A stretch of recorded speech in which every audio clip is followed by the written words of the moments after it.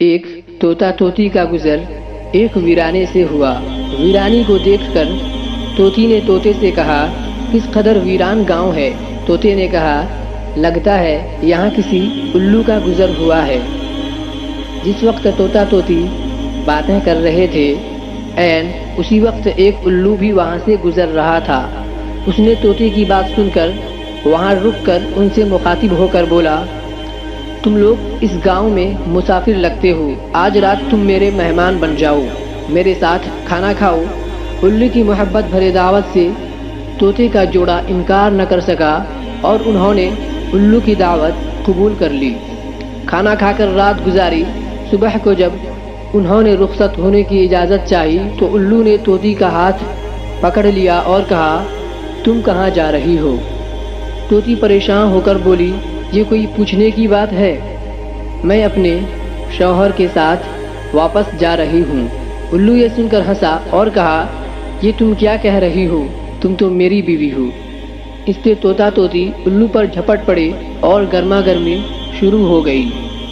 دونوں میں جب بحث و تکرار زیادہ بڑھی تو الو نے طوطے کے سامنے ایک تجویز پیش کرتے ہوئے کہا، ایسا کرتے ہیں، ہم تینوں عدالت چلتے ہیں اور اپنا مقدمہ قاضی کے سامنے پیش کرتے ہیں، قاضی جو فیصلہ کرے وہ ہمیں قبول ہوگا۔ الو کی تجویز پر طوطا اور طوطی مان گئے اور تینوں قاضی کی عدالت میں پیش ہوئے۔ قاضی نے دلائل کی روشنی میں الو کے حق میں فیصلہ دے کر عدالت برخاست کر دی۔ طوطا اس بے انصافی پر بہت رویا اور چیختا چلاتا ہوا چل دیا۔